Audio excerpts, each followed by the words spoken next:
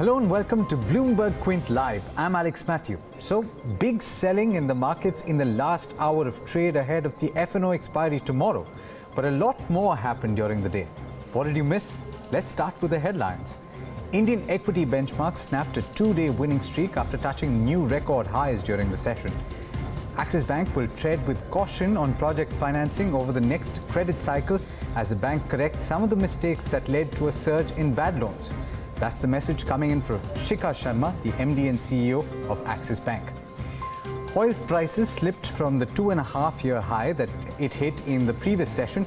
Brent futures hover around the $66 to a barrel mark, while NYMEX futures trade a little below the $60 a barrel mark. The BJP and Congress call a truce in the Rajya Sabha after Arun Jaitley clarifies on Prime Minister Modi's comments on Manmohan Singh. Jaitley says Modi did not question Manmohan Singh's commitment to India. Now let's look at what happened in the equity market today. For most of the session, the benchmark indices held on to marginal gains, but in the last hour, there was significant selling pressure, especially in the Bank Nifty. The Sensex fell 0.3% and ended below 34,000, while the Nifty lost 0.4%. Among individual sectors, the healthcare index eked out gains, while oil and gas lost ground. Pradeep Pandya is here to help you make sense of what happened in that session. Pradeep, good evening. How would you explain the volatility and the selling that took place in the last hour of trade? Yeah, so there was some volatility in last hour of trade, specifically ahead of the expiry, and looks like some positions probably got cleared ahead of the expiry day tomorrow.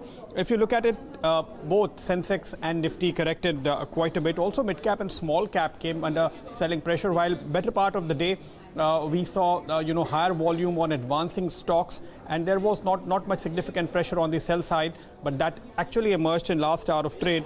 Especially if you look at it, Nifty Bank or the banking sector and financials were responsible for the downtick in the indices. VIX also moved up a bit, and this is second or third session in a row when VIX has inched up. So that is, I guess, another sign of caution for bulls in the current market scenario. Some of the heavyweights that slipped in trade: Bajaj Finserv, Canara Bank from the banking sector. You had telecom names like Bharti Airtel and Bharti Infra. In mid-cap space, some of the active stocks like Mahindra, CIE and CEAT from the auto ancillary space. Also, real estate stocks were weak today, and some high beta names like Delta Corp, Jubilant Food also came under pressure. So there was pressure across sectors, but a few stocks or segments that managed to buck the trend. I think pharma was the most important sector that moved up, supported mostly by Sun Pharma and the positive development there. But a good number of stocks in mid-cap space were also doing well in today's trade in pharma sector. So this was one extraordinary performing segment today. You also had strong commodity cues from global markets, and therefore Vedanta, Hindustan Copper, and some more stocks, some mid-cap names also from the same space, steel and alloy companies managed to do well. ADAG group remained in focus. Arcom moving up by another 35-40% in today's trade. Reliance Naval is another stock in this from this group which has been doing well. And the next segment or the next group in focus is probably the JP group, because JP Associates and JP Infra both did well. Markets are kind of speculating that there could be some development, some kind of relief coming in for this group also. But this is a pure speculation, most traders believe. Right, Pradeep, thanks so much for that. And while the Nifty index might have ended in the red today, it's been an outperformer this year. It's gained close to 30% in 2017, a feat it last achieved 3 years ago. And exchange-traded funds have had a big role to play in this rally. Neeraj Shah gives you the analysis in this report. It's been an interesting year for ETFs because we've been talking about how global funds have shunned India, but if the data is to be believed, that's not the case. So this is what's happened in the month of November. Overall, India-focused offshore funds and ETFs together put in about 565 million in the month of November, and that took the overall tally, this is as per a Morningstar report, to $6.5 billion, which is pretty strong. I mean, you'd presume $6.5 billion coming in from India-focused offshore funds and ETFs. That's something that you would probably take with both hands. And this is despite the months of October, September, and a couple of months before that not looking as great as otherwise. Now, I just have a graphical representation of what the Bloomberg terminal has shown, and I've split it into two. First, the numbers here, and if you look at, this is purely ETFs by the way, and if you look at the flows into India, second highest, half of what Brazil has done, but second highest and double of what the third country on the sheet is, which is Vietnam. So between Brazil, India and Vietnam, you would presume that they have taken more than almost all the other emerging markets, but India is second highest, and which is not a bad feat at all. And just to put this into perspective, you look at countries across the world, be it the American continent, be it the Asian continent, and Brazil, China and all the others, and let's move to this side of the screen, and the size of the circles shows you the importance of the money that has come into India. Brazil is the highest, which is the number that I just spoke about, and that's the total ETF inflow into Brazil, which is significantly higher YTD, a couple of days still left.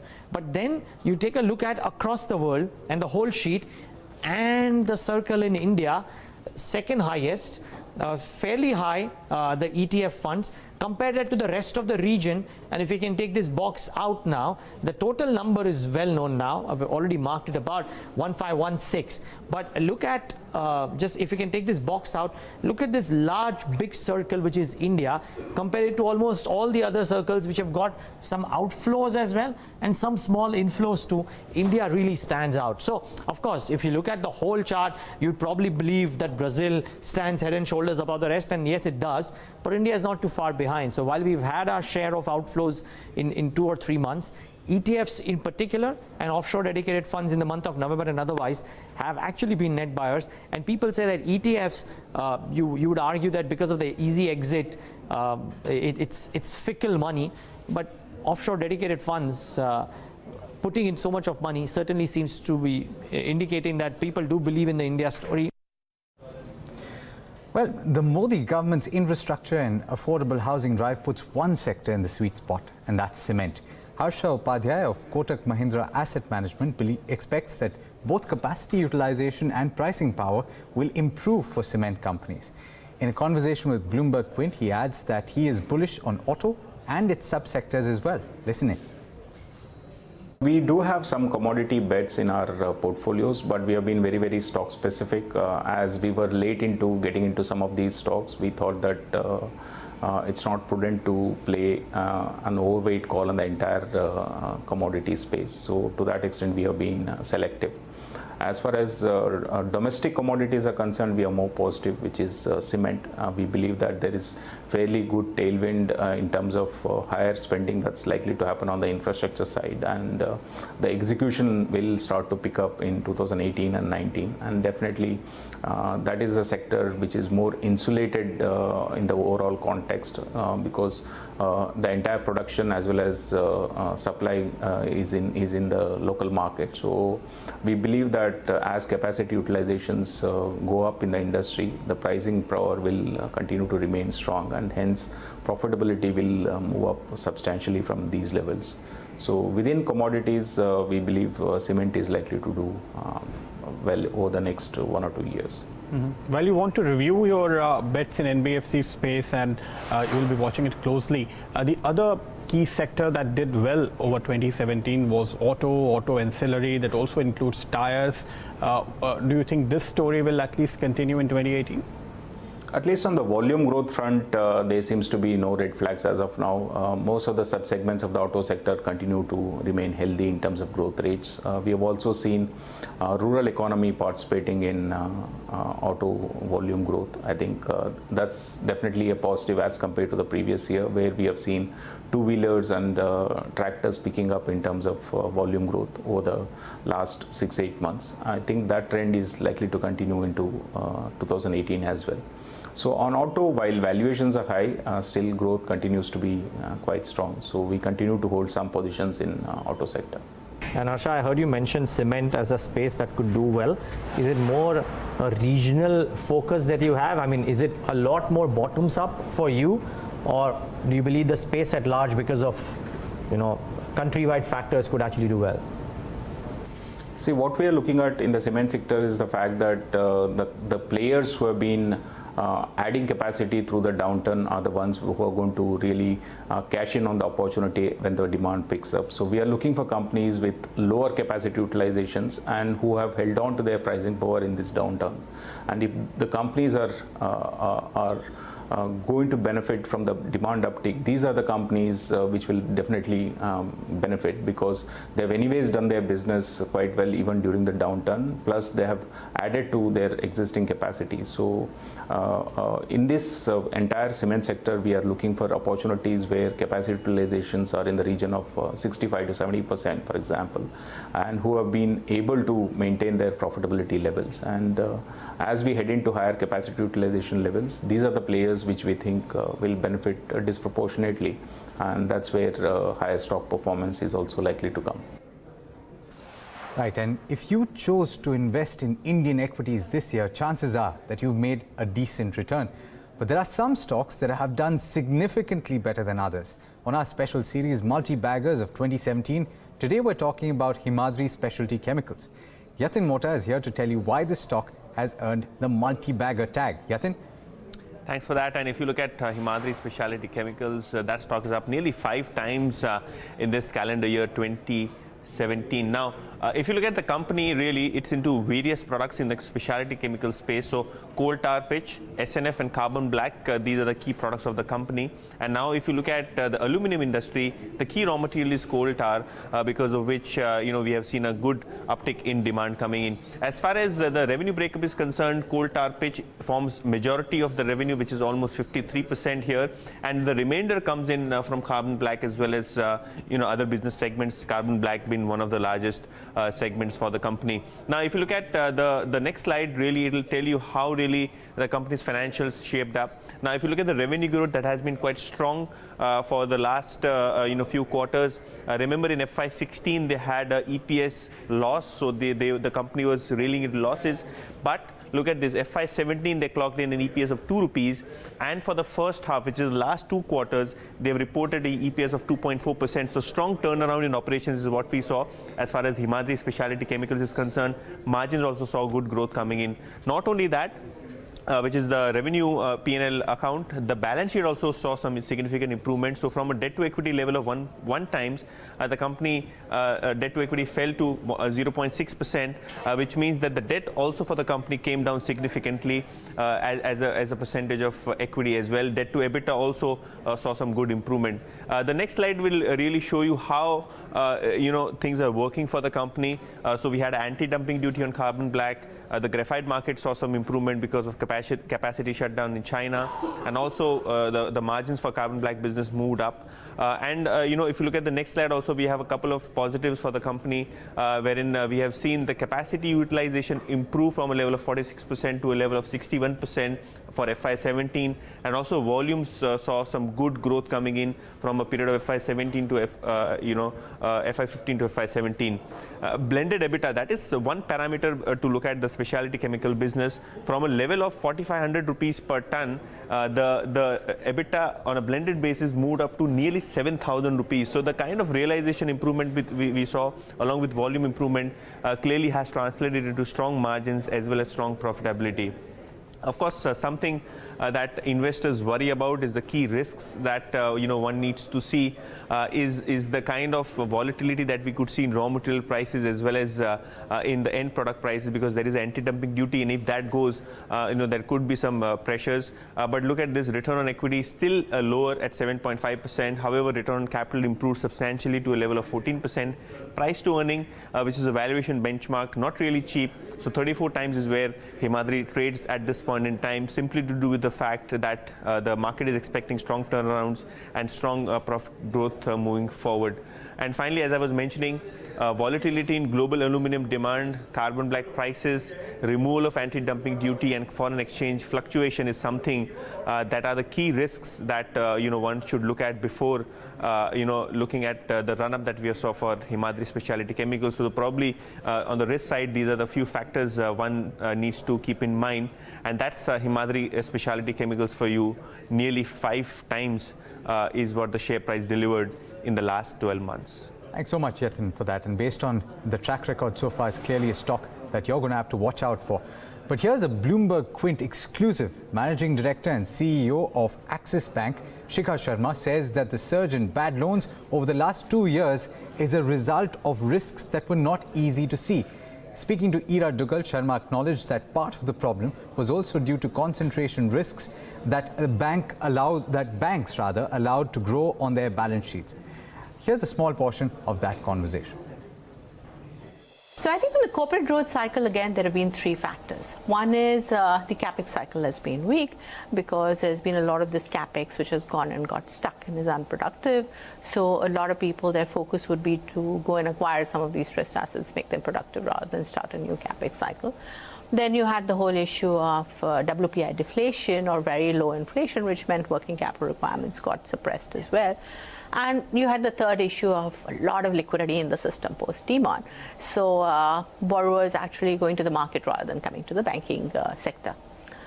As I see it from here, two of those things will likely change. One is you're seeing WPI inflation in positive territory, so working capital demand will come back. Two, with liquidity getting constrained, I think we'll see more of a balance and going back to borrowing from banks and not just from markets. So I think you will see growth in corporate credit, and we're beginning to see the first signs of it. Capex cycle, I think, may still take a bit of time because, as I mentioned, people who have cash would rather go and buy a stressed asset and create value from that rather than do a greenfield project at this point of time. But I think I would watch the government's budget announcements as well, and if the government is going to push ahead on capex, and I think that may create incidental small pieces of capex in the private sector as well. So we're generally positive that corporate growth should look better, maybe low double digit, maybe high single digit, but I think it should certainly look better than what it's looked in the last year. Will you lend, will you do project finance in a big way in the next cycle whenever it does pick up? So I think we've burnt our fingers. We have learned lessons from one, concentration risk, two is structure of the project and risk parceling, and through is leverage structures. So I think we would keep all those in mind as we think about project lending in the future. So it's not that we're not going to do project lending. I think we would just be a lot more careful about the sectors and the kind of unknown risks that we might get exposed to. We would be careful about sponsors, and we would certainly be a lot more cautious on leverage structures. So the preference would be to lend to companies with operating cash flows and to do project finance selectively, depending upon all of those parameters. The retail wholesale mix for the bank, ma'am, is it more or less stable, and would you like to see it at this level? So actually, we've been finding that consumer lending demand has been growing faster than corporate credit demand. That continues to hold true even today. And with increasing digitization and more movement from the informal sector to the formal sector, I do think that you'll likely see more growth coming from consumer and small businesses. So the retail segment, which today accounts for 44%, and along with SME, retail plus SME is about 58%, I think that could continue to grow larger as a percentage of the balance sheet, although the pace of change might be slower than it's been in the past. And you can catch the entire conversation on the website bloombergquint.com. But let's move on to another quick update from the banking sector. After SBI and Punjab National Bank, Kotak Mahindra Bank becomes the latest to hike deposit rates. The private sector lender has hiked retail term deposit rates by between 5 and 25 basis points and bulk rates by 10 to 50 basis points. Let's move on now. Market regulator SEBI is expected to consider some important reforms in the financial markets in its board meeting tomorrow. Sajid Mangat joins us now to give us a quick heads up on what to expect. Sajid? Well, it's a packed board meeting for the market regulator, Securities and Exchange Board of India, when it meets tomorrow. Among the major items which are coming up for discussion is a proposed framework for listing of security receipts for ARCs, which is asset reconstruction companies. There is also going to be a discussion on the norms for shareholding and governance in mutual fund. Remember, SEBI has been trying to bring in more governance practices within the mutual fund fraternity. So there is something going to be there. There would be some kind of regulations on disclosures by listed entity in terms of defaults of loans, interest payments or prepayments or debt securities. This is something which was supposed to come a few months earlier, but it was put on hold, and now it seems that the board would deliberate and finally close this part of it as well. There will be some kind of easing of regulation for foreign portfolio investors, more methods of raising funds, especially for companies who are trying to meet the minimum public shareholdings, and there would be a review of a regulatory framework for credit rating agencies. All this would be packed into the board meeting, which is expected to be tomorrow, and SEBI is going to have a press conference in the evening after the board meeting. Right, and we'll keep you posted, of course, on everything that comes in from that. Sajid, of course, will be on top of that tomorrow, so do stay tuned to Bloomberg Quint. But a truce has been called between the BJP and the Congress in Parliament. The winter session was held hostage to disruption as the opposition demanded an apology from Prime Minister Modi over his comments about former Prime Minister Manmohan Singh. Now, Finance Minister Arun Jaitley today clarified in the Rajya Sabha that Modi did not question nor mean to question the commitment of former PM Manmohan Singh and former Vice President Hamid Ansari to this nation. This was acceptable to the Congress, with the leader of opposition Ghulam Nabi Azad thanking Jaitley for his comments. Let me categorically state that the Honourable Prime Minister, in his statements or speeches, did not question, nor did he mean to question, the commitment to this nation of either Dr. Manmohan Singh, the former Prime Minister, or Shri Hamid Ansari, the former Vice President. Any such perception is completely erroneous.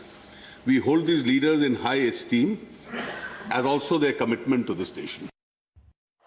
माननीय leader house का मैं धन्यवाद करता हूं कि उन्होंने जिस बात की कारण पिछले एक हफ्ते से गतिरोध सदन में बना रहा था उसका स्पष्टीकरण किया. Well, one issue may have been resolved, but the ruckus in Parliament continued. Proceedings in both the Rajya Sabha and the Lok Sabha were marred by the opposition protesting against the controversial remarks made by Union Minister Anant Kumar Hegde. Speaking at a function yesterday, Hegde said that the BJP would change the constitution where the word secular was mentioned. Opposition leaders demanded Hegde's resignation, saying that his comments were an insult to the founding fathers of the constitution. The BJP, however, has distanced itself from Hegde's comments. Minister of State of Parliamentary Affairs, Vijay Goel, said that the government was fully committed to the constitution and that it does not subscribe to Hegde's views. Now, Jairam Thakur has taken oath as the Chief Minister of Himachal Pradesh. This after BJP's original Chief Ministerial candidate, Prem Kumar Dhumal, suffered a shock defeat in the recently concluded elections. The BJP, however, managed to secure a thumping majority in the 68-member assembly, winning 44 seats. Thakur was among the front-runners for the chief ministerial chair, along with Union Health Minister J.P. Nadda. Now, the Pakistan government has rejected India's allegation that their prisoner, Kulbhushan Jadhav's wife and mother were harassed. Pakistan's Foreign Office said that Jadhav's wife's shoes were removed on the grounds of security in order to check for the purported presence of a metallic substance. It also stated that Jadhav's wife was provided with alternative footwear and that all her jewelry was returned after the meeting. Over to international markets, and oil prices slipped from the 2.5-year high that it hit in the previous session. Brent crude futures are currently hovering around the $66 a barrel mark, while NYMEX futures are trading a little below the $60 a barrel mark. The fall in prices is a consequence of the gradual return of the Forties pipeline system. Remember, Forties pipeline system has the capacity to produce 450,000 barrels of oil per day. Now, Bitcoin prices have stabilized today, recovering from last week's sell-off to trade above $16,000 as we speak. Shares in cryptocurrency-related companies have also risen today on the back of the Bitcoin's rebound. Now, Bitcoin's tumble last week came after two exchanges, CME and CBOE, both launched futures markets, allowing investors to bet against the cryptocurrency. There was also news of a Bitcoin exchange in South Korea filing for bankruptcy after it got hacked for a second time this year. Well, with that, it's a wrap on this show, but I hope that we helped you catch up with what you missed during the day. Thanks for watching. This is Bloomberg Quint.